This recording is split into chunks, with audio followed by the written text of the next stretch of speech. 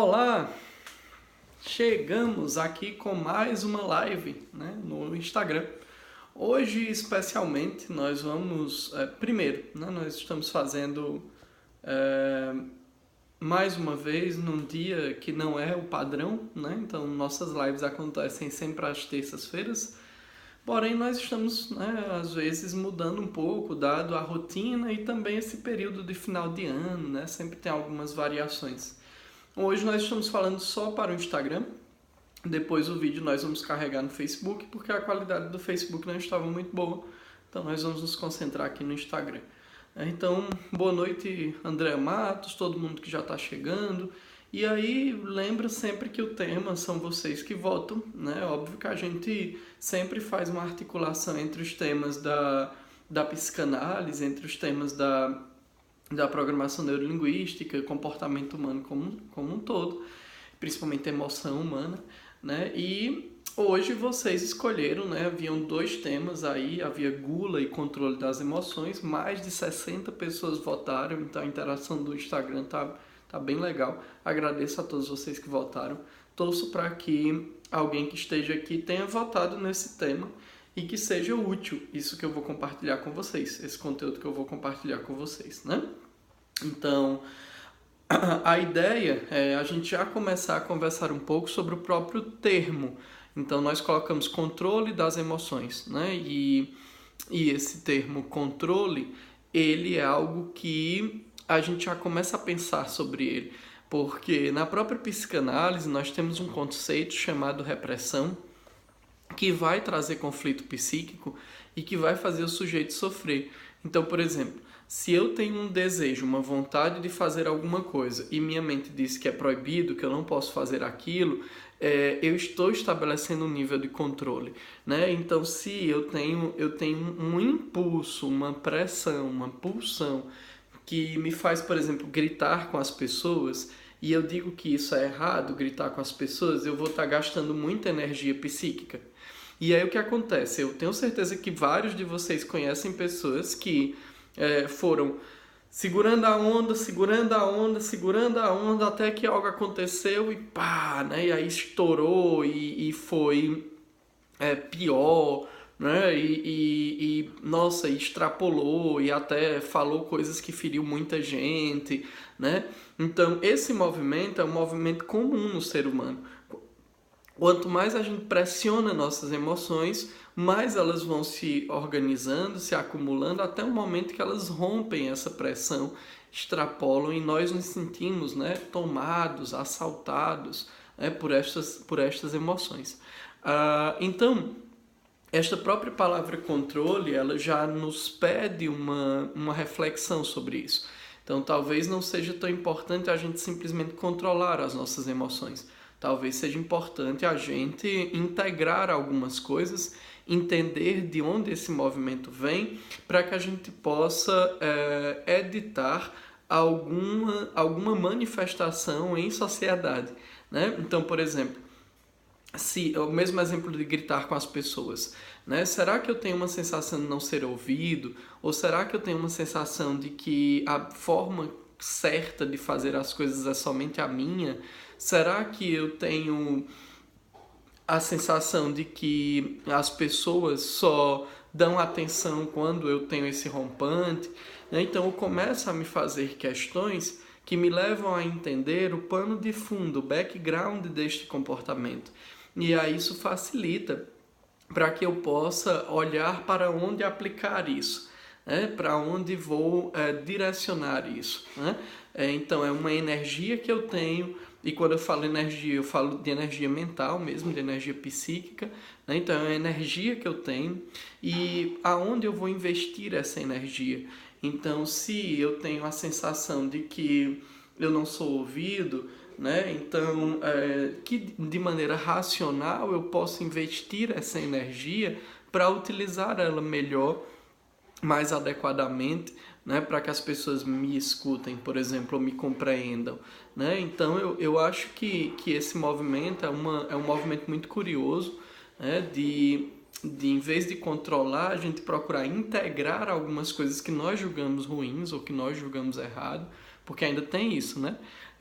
Quando a gente fala controle de emoções, eu imagino que você que votou está falando de uma emoção que você julga como negativa, né? Raramente alguém quer controlar uma alegria, né? Uma felicidade, um prazer, né? A não ser que esta alegria esteja causando uma insatisfação posteriormente, né?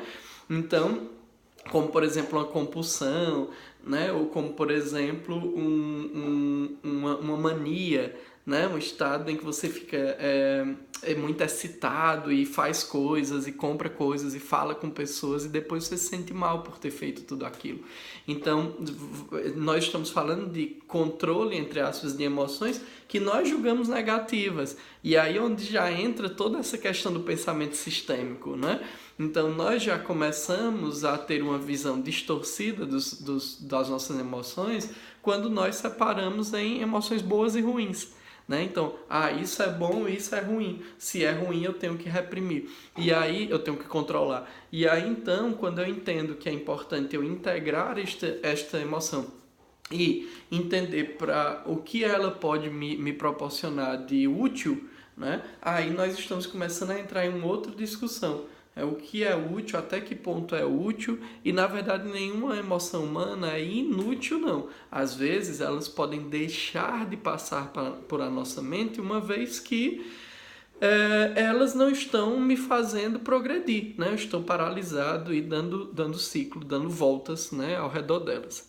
Então, eu fui falando, mas muita gente chegou por aqui, né? Andréa Matos, Nanda Leite, Osana, um abração aí, Osana, Andréa Alta, né? Então, Amanda, Carlene, nossa, muita gente aqui com a gente hoje, né? Line Ribeiro, Joelma Souza, José Bezerra Leite, seu José Bezerra, Gracilene, Maria Novaes, um abração, Maria, Márcia Borges, Neto Bezerra, quem mais, meu Deus? Sandra Régia, Gerli Sampaio, um abraço, Gerli, Ed Wonder, Jaqueline Moraes, né? Jaqueline que ajudou aí divulgando também nosso trabalho, então agradecendo a todos vocês. Então, para a gente fechar este compartilhamento de informações, né? O que eu posso deixar aí de dica reflita, né? O que te motivou a votar ou a abrir esta live agora. Mesmo que você não soubesse do meu trabalho, mesmo que você não soubesse que ia ter live hoje, você viu aí live de Adamo X Brasil, clicou, entrou e ficou aqui com a gente, né? Então, que emoção te motivou a clicar aí e ficar no assunto sobre controle de emoções?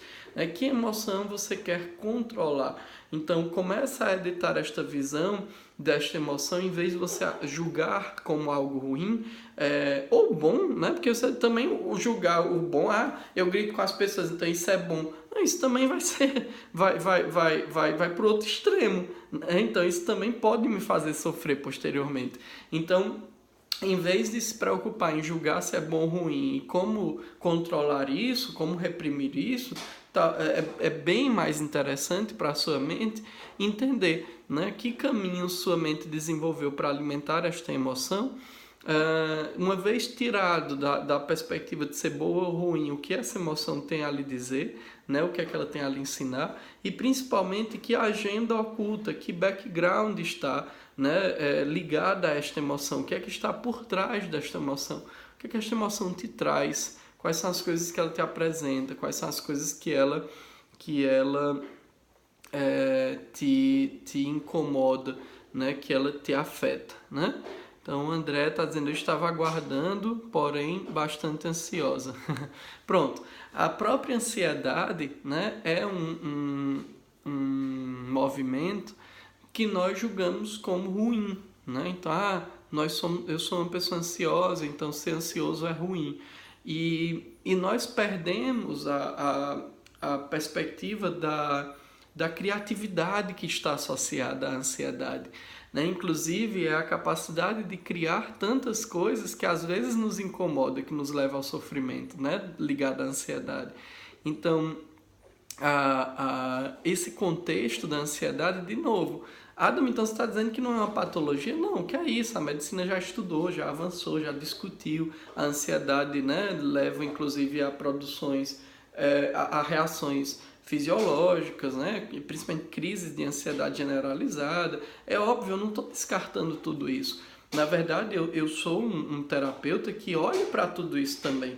Né? Eu estudei psicofarmacologia, continuo estudando, eu estudo, né, como as doenças fisiologicamente se desenvolvem. Então, eu não estou dizendo que a ansiedade não é uma patologia, não. O que eu estou dizendo é que a ansiedade como emoção, ela tem um caráter também de algo a nos ensinar, que a gente às vezes, muitas vezes controla bioquimicamente, fisiologicamente, com medicações, com psicofármacos, né? E ainda assim, o processo da ansiedade continua rodando, continua funcionando, porque é algo que é um mecanismo que a nossa mente está acionando. E aí, de novo, enquanto eu for julgando que isso é ruim e quiser extirpar aquilo, esse mecanismo ele vai continuar se fortalecendo porque ele não está sendo integrado, ele não está sendo respeitado, a gente não está olhando para ele. Né? Então é importante que a gente comece a olhar para esses eventos e comece a entender, né? Por que essa minha ansiedade de querer controlar tudo, inclusive minhas emoções. Né? Então é isso, pessoal. Eu acho que eu já falei um bocado. Saibam sempre que as nossas lives acontecem às terças-feiras. Né? E sempre que você quiser, durante a live, comente, pergunte, né? Discuta, apresente ideias e lembre sempre de votar nos nossos temas também. Né? Então, toda segunda-feira nós propomos uma enquete e aí essa enquete ela define o tema da nossa live. Né? Antes da gente fechar, a Andrea ainda tem um comentário. Particularmente nas minhas sessões de análise, eu consegui observar sobre o meu comportamento de agressividade, eu já consigo reconhecer onde ultrapassei. Pois é, né, André? Inclusive, essa questão da agressividade, ela é algo muito interessante, né? Porque nós confundimos muito a agressividade com violência. Né? Um autor chamado Charles Brenner, da própria psicanálise, ele discute isso numa obra básica, né? Onde ele vai dizendo que a agressividade é um movimento comum do ser humano. O ser humano ele é agressivo e deve inclusive ser agressivo porque ele me dá a agressividade, me dá o impulso para realizar algumas coisas. Agora, eu não posso confundir a agressividade com violência.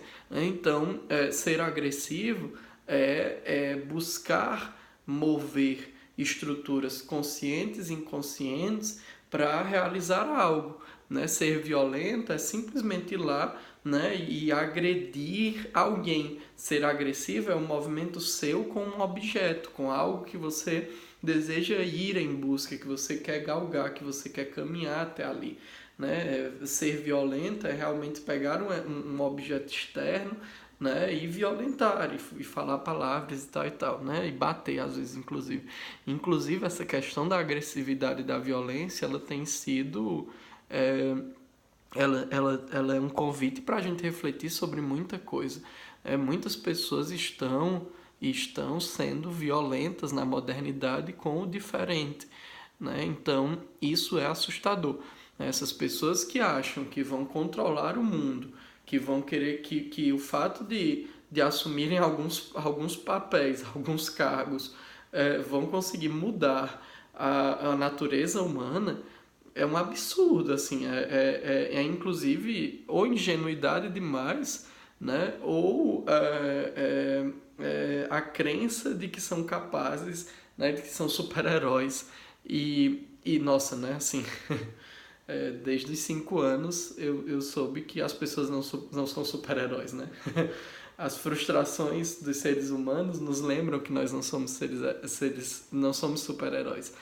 O que eu vejo é que há uma histeria coletiva, e essas pessoas histéricas, nós histéricos, né, não sabemos os limites. Né? Então, eu tenho buscado entender os meus limites em análise, em estudos, em leituras, em discussões, em reflexões, em momentos filosóficos.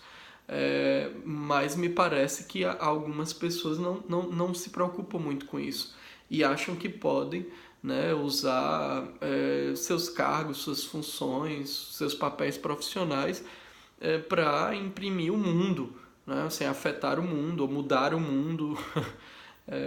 Tipo assim, ó, o mundo não está preparado para quem eu sou, assim, é uma arrogância, uma vaidade, né, assim, ó, o que eu sei é o certo, é o correto, então o mundo tem que se adaptar à minha realidade. É um absurdo isso, né? Inclusive, nessa lógica de, mais uma vez, né? Eu quero controlar tudo, todos, inclusive as minhas próprias emoções, né? Então isso é assustador, esse movimento, e uma perspectiva sistêmica, né? Mostra pra gente que mais cedo ou mais tarde essa pessoa que acha que, ou essas pessoas que acham que o mundo tem que estar adequado à sua realidade, vão sofrer, porque os sistemas não são como a gente quer, os sistemas são como são.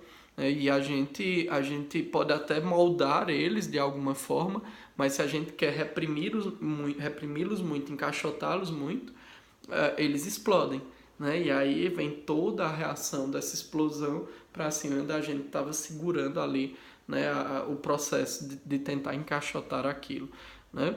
Então, eu estava fechando já a minha fala, aí com um comentário, né, aí eu posterguei tudo, né? Então, Morgana chegou, Larissa e Cariri Leilões pediu para eu deixar salvo. Sim, vou deixar salvo aqui no Instagram. Eli Dantas, Mendonça Glauciane, Laudislau, ok, que definição maravilhosa da agressividade e violência, obrigado, excelente definição. Vá, Vitor, abraço. Eu acredito que esse meu comportamento segue pelas minhas opiniões próprias. Eu gostei muito da definição, pelo menos não seria uma ameaça para a sociedade. Pois é, né? Que bom.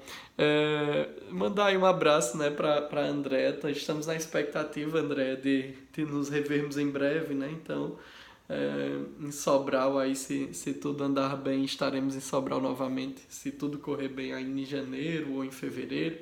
Estamos negociando aí a minha volta à região. E lembrar também que se tem alguém aqui na live que é professor, o coordenador escolar, né, o instituto ao qual eu fundei, mas que hoje não só sou eu, né, tá com uma proposta, né, de atividades, uma proposta de 3 palestras, onde nós refletimos sobre a prática do professor, sobre a educação como um todo, associada a todas essas questões emocionais. Então, se você tem interesse, faz contato através aqui mesmo do Instagram, que a gente consegue, quem sabe a gente consegue, né, ter um encontro aí presencial, né, pessoalmente. Por fim, vou responder mais uma pergunta da Daniele Targino, que pergunta assim: o hipnotismo ajuda a aliviar possíveis crises de ansiedade ou pânico? Daniele, algumas coisas eu vou tentar ser breve, porque, por exemplo, não sei se vocês já repararam, mas eu sou muito preocupado com o termo. Então, o próprio termo hipnotismo, ele foge da minha prática clínica, né? Porque a hipnose, ela tem algumas versões, e a versão que eu escolhi foi usar a hipnose como ferramenta terapêutica. Então, eu me descrevo como hipnoterapeuta. Se a pergunta é sobre o hipnotismo mesmo, né, eu não me sinto capaz de responder, porque são técnicas do hipnotismo em si que eu não trilhei um caminho. Então, na minha visão, se tem pouco recurso dentro do hipnotismo para trabalhar essas questões que são tão profundas. Mas se a pergunta é: a hipnose pode contribuir, né, com essas crises de ansiedade ou pânico? Aí sim, aí eu concordo, né? Inclusive eu tenho um curso que forma terapeutas, onde a gente discute justamente esses tópicos, né, os 5 transtornos emocionais do século XXI, que são estresse, fobia social, síndrome do pânico, transtorno de ansiedade generalizada e depressão. Então, nós trilhamos um caminho de pesquisa desses 5 transtornos emocionais e de que técnicas podem contribuir nesse processo do sujeito. A pergunta a hipnose cura esses transtornos? Não, até porque nem a medicina consegue ter total controle de como a cura acontece. O sujeito se fortalece e consegue este processo de cura, né? Agora, como o sujeito se fortalece, aí depende muito do caso, né? Então, eu trabalho atualmente na região do Cariri com alguns psiquiatras e nós dividimos alguns pacientes que são medicados e também fazem um processo terapêutico comigo, onde o foco é síndrome do pânico e crise de ansiedade, tá? Eu espero ter respondido, né? E é isso, pessoal. Vamos fechar por aqui nessa noite de quinta-feira. Primeira live do ano 2019. Então eu desejo aí um ótimo 2019 para todos vocês. E mantenham contato conosco. Continuem seguindo nosso perfil. A Osana tem feito um trabalho fantástico aí de compartilhamento de conteúdos, né, de informações. Então segue o nosso perfil, mantém contato com a gente e próxima semana a gente se vê de novo, tá bom? Então um forte abraço e até a próxima. Tchau!